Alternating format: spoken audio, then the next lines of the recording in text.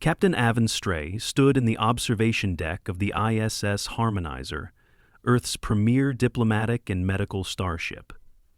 The sleek vessel floated in the inky void, its polished hull reflecting distant stars. Avon leaned against the transparent viewport, savoring the quiet before the day's inevitable chaos. "Captain," came a voice over the comm.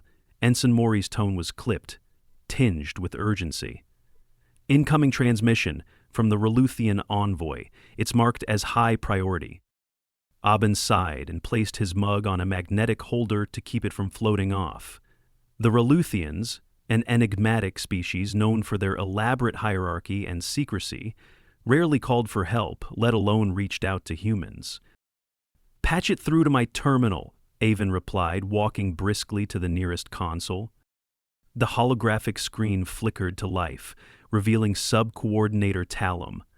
Her scales, which shimmered faintly green under her ship's dim lighting, were dulled around the edges, a telltale sign of stress among her species. Her crest, a spiked ridge that ran down her head, vibrated erratically. "This is sub-coordinator Talum of the diplomatic vessel Shivar," she said, her voice tight. "We are in dire need of medical assistance. One of our keepers, high-ranking members of our circle of guidance, has fallen gravely ill." Avon's eyebrows rose. A keeper? That explained the urgency. The Rethians viewed their keepers as sacred figures, keepers of wisdom and spiritual guidance for their kind. "You're requesting assistance from us?" Avon asked carefully.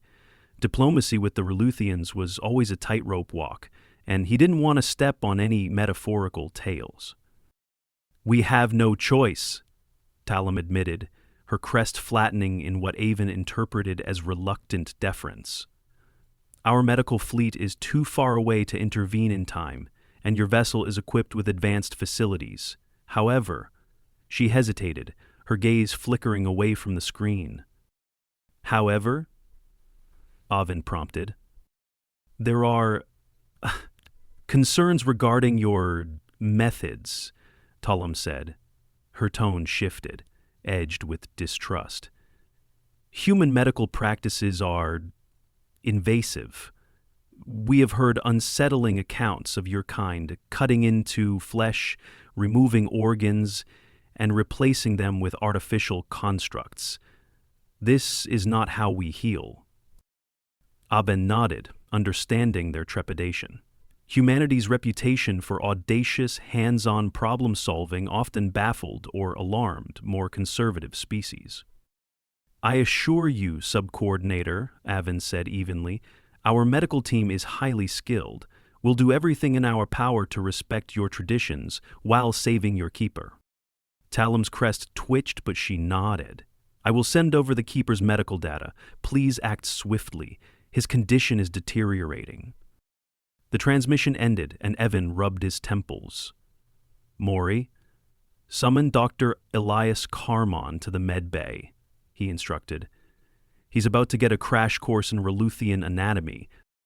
Dr. Elias Carmon arrived in the med bay 10 minutes later, his strides purposeful. He was a man of contradictions, a meticulous surgeon with a wild mop of hair and an almost mischievous glint in his eyes. His reputation as one of Earth's most skilled doctors was matched only by his reputation for unnerving alien patients. With his dry wit, he scanned the data the Rethians had transmitted, displayed as a holographic image. The keeper's anatomy was a tangled web of complexities, multiple circulatory systems, a glowing orb-like organ near the spine, and bioluminescent nodes that pulsed in an erratic rhythm. "This," Elias muttered, pointing to the glowing organ, "is failing. If it goes, the entire system collapses. I've never seen anything like it." "That's because there isn't anything like it," said Avon, who had joined him in the med bay. "Do you think you can handle this?" Elias smirked. "You know me, Captain. If it has a pulse, I'll fix it." A chirp from the intercom announced the arrival of the Rethian delegation. The medbay doors hissed open, and in came Talum, flanked by 2 attendants who hovered protectively around the keeper. The patient lay on a hover stretcher, his scales dulled to a lifeless gray. Elias approached the stretcher, his movements deliberate and calm. "This is the patient?" Talum's gaze darted nervously to Elias. "Yes, Keeper Valen. He is revered among us. You must understand, his survival is more than biological. It is symbolic. We cannot afford to lose him." Elias nodded, studying the keeper's faintly glowing form. "Understood, but I'll be honest. This will require invasive surgery. If we don't remove the obstructions near his core organ, he won't last more than a few days." Talum recoiled, her crest flaring. "Surgery? You mean cutting into him?" "That's right," Elias said plainly. "We'll minimize the trauma, but precision sometimes requires direct action. I know it's hard to trust someone wielding a scalpel, but this is his best shot." Talum's attendants hissed in alarm, whispering in their native tongue. Talum raised a clawed hand to silence them, her expression unreadable. "Do what you must," she said finally, though her tone was laced with apprehension. "But if he suffers unnecessarily, I will hold you accountable." Elias inclined his head, his calm demeanor unwavering. "You won't need to." That evening, Elias and his team pored over the keeper's medical data, constructing a detailed plan. They simulated the surgery on holographic models, refining their approach with each iteration. Meanwhile, Talum stood outside the medbay, her claws tapping nervously against the wall. She had always distrusted humans, their brashness, their strange ways, but she had no choice now. When Avin passed by, he stopped. "You seem troubled." Talum regarded him with weary eyes. "Your methods are alien to us. We rely on harmonics and biological infusions to heal. Cutting into a body feels sacrilegious." Avin folded his arms. "I understand. But humans excel at solving problems others think are unsolvable. Sometimes that means breaking a few rules." Talum was silent for a long moment before finally asking, "Do you think he can do it? Your doctor?" Aven smiled faintly.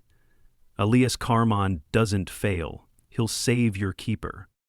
And with that, the stage was set for a meeting of 2 worlds, one of ancient traditions, the other of audacious innovation.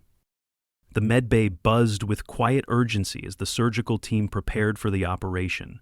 Bright overhead lights illuminated the pristine white walls, and every tool was meticulously arranged. Dr. Elias Carmon stood at the center, pulling on his gloves with a practiced snap.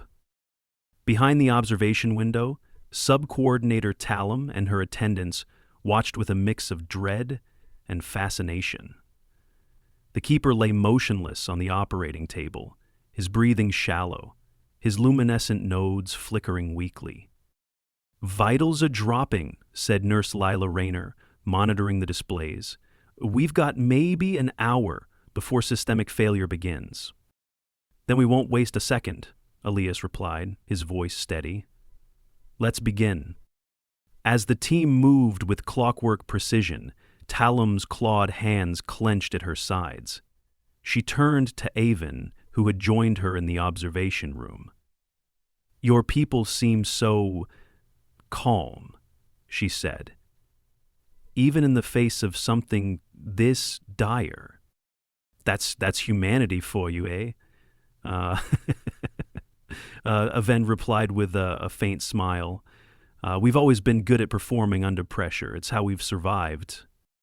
"Survived," Talum repeated softly, watching as Elias made the first incision along the natural seams of the keeper's scales. The thin, almost invisible line revealed layers of pearlescent tissue beneath. The operation was delicate beyond anything Elias had encountered before. The keeper's glowing core organ was surrounded by calcified nodules, each positioned precariously close to vital pathways. Removing them required the utmost precision. "Micro laser," Elias said, extending his hand. The nurse handed him a sleek, pen-like instrument. The laser hummed softly as Elias guided it toward the first nodule. "Careful," said Dr. Cyan Malik, his second in command. "If you nick that vessel, it's game over." "I'm aware," Elias murmured, his eyes never leaving the sight. With the patience of a sculptor, he began vaporizing the obstruction, millimeter by painstaking millimeter. From the observation room, Talam and her attendants stared in wide-eyed silence. The humans moved with an efficiency that was almost mechanical, yet their movements carried an undeniable grace. "They're removing the obstructions directly," one of the attendants whispered, his voice tinged with awe. "How can they be so bold? One misstep and—" "They're bold because they trust themselves," Avin interjected. "And each other. That's how they work." Talam's crest twitched. "It's reckless," she said, but her tone lacked conviction. Hours passed, and the tension in the medbay thickened. Elias worked tirelessly, clearing each obstruction while monitoring the keeper's vitals. Sweat beaded on his forehead, but his hands remained steady. "We're almost there," Elias said, leaning closer to inspect the final nodule. This one was the largest, its calcified surface fused to a network of delicate vessels. "Risk of rupture is high," Malik warned. Elias hesitated for a fraction of a second, then nodded. "We don't have a choice. Prepare the vascular stabilizer." The stabilizer, a human invention designed for emergency repairs, had never been tested on alien anatomy. As the team activated the device, a thin film of bioengineered mesh expanded around the vessels, reinforcing them just enough for Elias to proceed. When the final nodule was removed, a collective breath of relief swept through the medbay.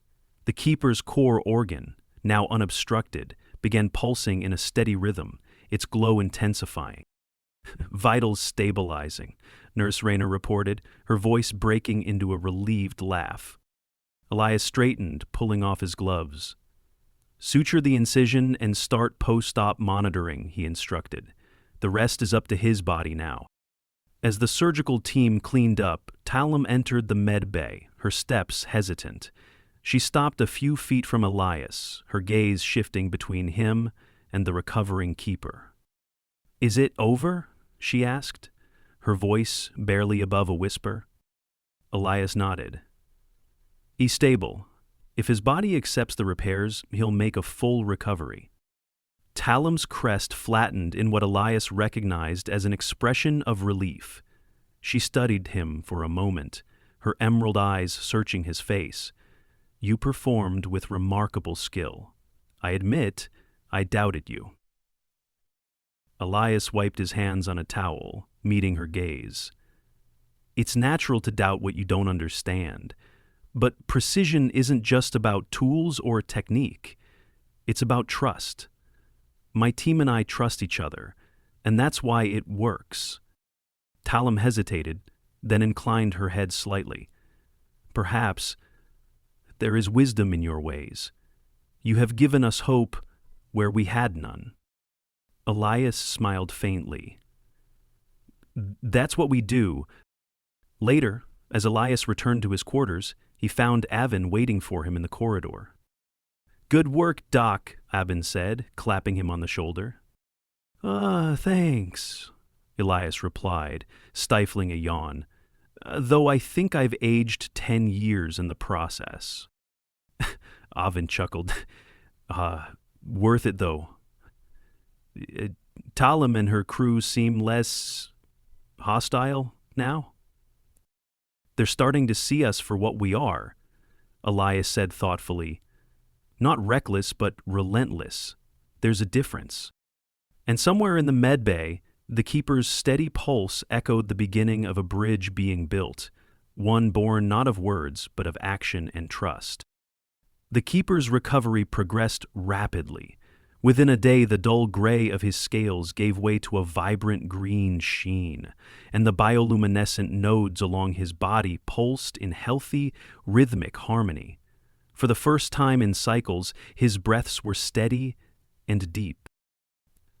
Subcoordinator Tullum stood beside his recovery chamber, observing him with a mix of relief and lingering doubt. Though the surgery had been a resounding success, the invasive nature of the procedure gnawed at her. Rethians revered the sanctity of the body, and the idea of cutting it open, however skillfully, still felt deeply wrong. "It is unnatural," one of her attendants murmured, echoing her thoughts. "It is effective," Talam countered, though her voice lacked conviction. Across the medbay, Elias and his team reviewed the final post-op scans. The biomesh he had used to reinforce the keeper's core organ had seamlessly integrated with the alien tissue, a testament to human ingenuity. "He's healing better than expected," said Dr. Malik. "Better than expected?" Elias chuckled. "I expected perfection, and here we are." Avin entered the medbay, his expression one of cautious optimism. "How's our guest doing?" "Fit for a royal banquet," Elias said, leaning against a counter. "Or whatever it is they eat at those fancy Rethian gatherings." Avin smirked. "That's good to hear.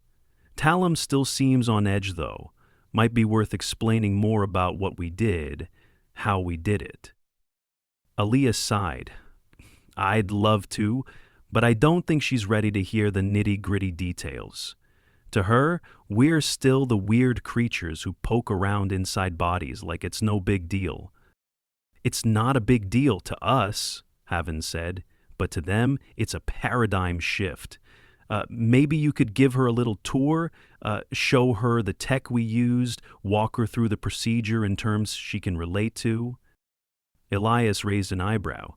"You think a lecture is going to make her less terrified of us?" "Not a lecture. A conversation," Avin corrected. "It's diplomacy, Elias. You just saved one of their most revered leaders. Now's your chance to build some goodwill." Later that day, Elias found Talam standing in the observation deck, her eyes fixed on the stars. She looked more subdued than usual, her crest flattened in quiet contemplation. "Beautiful view, isn't it?" Elias said, stepping beside her. Talam turned to him, her expression unreadable. "It is, but it pales compared to the strangeness of what I witnessed in your medbay." Elias smiled faintly. "Strangeness is relative. What seems strange to you might be second nature to me, and vice versa." Talam studied him for a moment. "You saved Keeper Valen's life, and for that I am grateful.